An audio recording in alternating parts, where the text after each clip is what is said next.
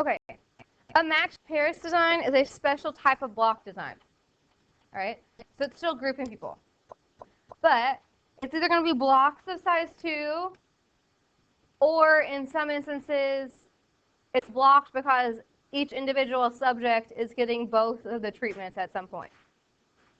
So let me give you some examples. Let's say we're trying out some new pill for pain or something. Then you need to have 2 different ways to look at it. Maybe you do randomized, maybe not. So you could have maybe, if you think it's linked to genetics or something, so you have twins do the experiment. So you have tons of sets of twins to be in your experiment.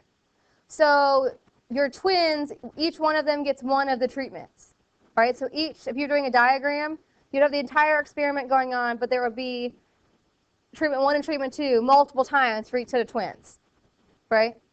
You would randomly assign which drug goes to who.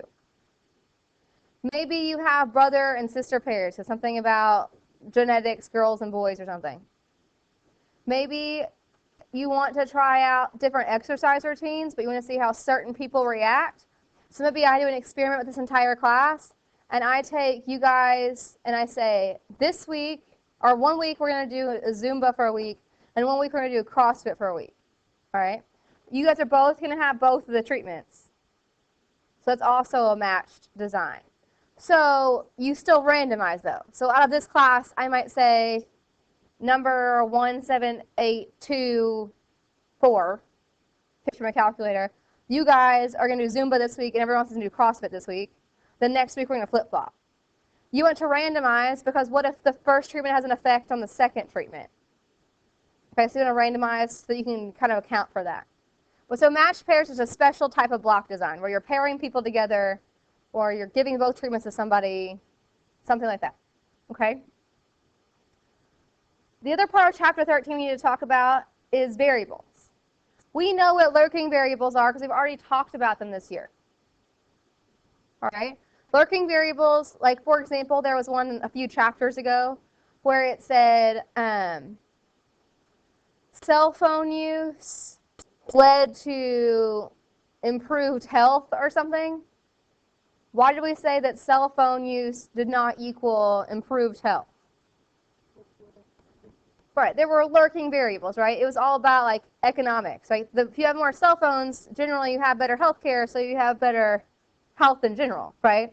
So that healthcare economic system, that was not a variable in the actual study, but it's obviously what is affecting the answer of how the health was compared to cell phone number, okay?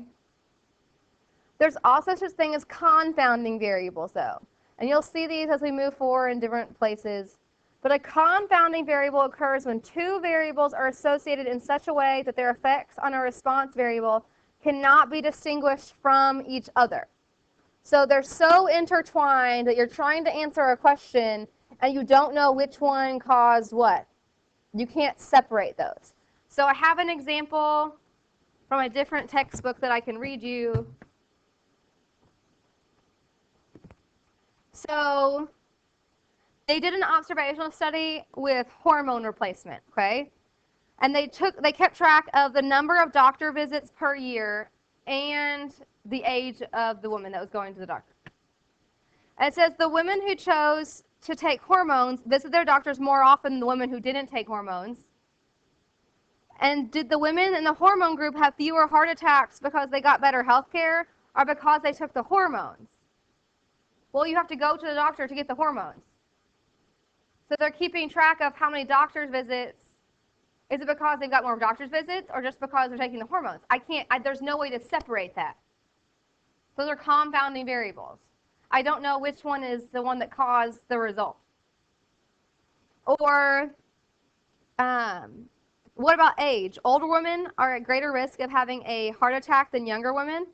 If the women who took hormones were generally younger than those who didn't, you still have compounding, right? Is their age, or are they taking hormones? Like which one is it, right? I can't separate that. I don't know. So if you're ever asked a question where you're given variables that you cannot separate, Those are confounding variables. If you're trying to figure out the result and you don't know which one caused that result, those are confounding variables. Generally, in an experiment, you're going to have confounding variables, not lurking variables, because you're trying to figure out a result and you don't know which one is the reason for that.